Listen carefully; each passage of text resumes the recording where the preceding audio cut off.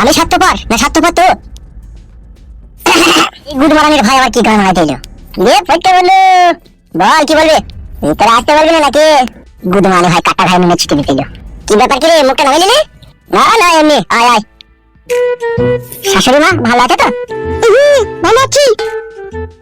কি ব্যাপার শাশুড়ি মা, গলাটা একটু ভারী ভারী লাগলো মনে হলো তোমার? এ ঠান্ডা লেগেছে, গলায় ব্যথা করছে, এদিকে বলবি বলবে। কোনো অসুবিধা নাই তোমার? কোনো অসুবিধা নাই রে ভাই। হ্যাঁ বল, কেন এলি? জানি না কেন এলাম আমি। আমি কিছু জানি না। ওরা যার মেয়ে তাকে ভালো করে জিজ্ঞেস করলে আসবে কি আসবে না। তো সব এখন ঝামেলা বাড়াইছে তো। আমার মেয়ে তাই আমি ঝামেলা পাকাবো, যার মেয়ে তাকে বল। ব্যাপার শাশুড়ি মা, মন মেজাজ খারাপ, কেউ কি কিছু বললো তোমাকে? শুনেছি রে, তোমাকে আমি একটা কথা বলছি, ঠিক আছে? তুমি রাগ করো, যা করো আমার সামনে করো। কখনো তেলে আর জলে কখনো মিশ খাই না। মানে কি বলতে চাইছো মা তুমি? মানে হচ্ছে আমি রাজা ভাতা ছেড়ে দিয়ে এই ভিখারি ভাতা ধরে আজ আমার পেটে দুটো ডালা পানি নাইকু। আমি খেতে পেছি না, আমার পরনে একটা ভালো শাড়ি নাইকু। আর আমার মেয়ে তোমাকে ভালোবেসে বিয়ে করে আমার মতো কষ্ট তো পড়ুক, তা আমি কিন্তু চাই না। আসল কথাটা কি হয়েছে একটু খুলে বলো তো মা আমাকে। বে কিছু হয়নি, তো বাড়ি যা। যে বাড়ি দিতে বলছে ওকেই জিজ্ঞেস করো কি হয়েছে। কি বে, কি ব্যাপার কি বে? বাল ব্যাপার। শালা হারামি, তো ভালোবাসা করে আমার শাশুড়িকে বিয়ে করলে যখন খেতে দিতে পারছি না, লাগবে তো?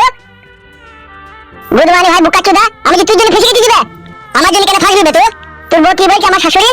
যে পেটে আমার কোনো দানা পানি নাই, আমাকে খেতে দিতে পারছে না। বুকাচ্চোদা, তুই তো খেতে দিতে পারছিস না বে আমার শাশুড়িকে। তাই তো আমার শাশুড়ি ভাবছে যে আমার মেয়েটার ওই ছেলেটার সাথে বিধবা, ও যদি না খেতে দিতে পারে। এইটাই তো ভাবছি আমি। দেখ তাহলে তুই শালা অপরাধ করবি, কাজে যাবি না, আর সেই পাপের সাজা আমাকে ভরতে হবে, লাগবে তোর লেগে? আরে ছাড় ছাড়িয়ে দেবো মেয়ে দিয়ে। কারো ছাল ছাড়ানোর দরকার নাই, আমি থাকবো না, ওকে বলিয়ে দিয়েছি। না মা, তুমি এরকম কথা বলো না। আমি সংসারের জন্য 1000 টাকা দিয়ে গেছি ফটকিকে, ঠিক আছে? এই দুজনে বাজার হাট করে রান্না বান্না করে খাও, আর তোমার মেয়েকে এখানে লিয়ে আনো মা। ও আমি বিয়ে করলে কোনো অসুবিধা হবে না, আমি তোমার মেয়েকে সুখে রাখবো। আমার পোল্ট্রি মুরগির দোকান আছে মা, আমি বাজারে ডেলি 8 কেজি 10 কেজি বিক্রি করে মাংস বিক্রি করি মা। আমার সংসার আরামসে চলে যাবে, কোনো অসুবিধা হবে না। আর তুমি যখনই আমার বাড়ি বেড়াতে যাবা, গোটা গোটা মুরগির লেগ পিস করে তোমাকে পকোড়া করে খাওয়াবো মা। এ বড়া, সে যখন খাবে তখন খাবে, এখন ওইসব ঘর পাকানোর কথা বাদ দে, এখন যা বাড়া, বাড়ি যা। তোরা তো থাকছি কেন বে? আমি আমার শাশুড়ি মাকে বলছি বে, বাল মুখে চুল এখন বিয়ে হয়েছে, তোর সাথে কেমন মারিস তো? হয়নি হবে তো বকি না, তুমি যে চরকায় তেল দে, আর আমার চরকায় তেল দিতে তোকে সব হাই ধরে বলে দিচ্ছি আগে থেকে। মা, ও শাশুড়ি মা। কি বলো? এদিকে একবার ঘুরো মা। লাও মা, এই 1000 টাকাটা রাখো, একটু বাজার হাট করে আনো। আর টাকা লাগলে আমি দেবো। লাও মা, ধরো, আমি তোমার জামাই হয়ে দিচ্ছি, লাও মা ধরো। লাও লাও দিচ্ছি যখন, লাও লাও মা ধরো। সে নিজের জামাই দেওয়া যায়, নিজের ছেলে দেওয়া, একই ব্যাপার। লাও মা ধরে ধরো।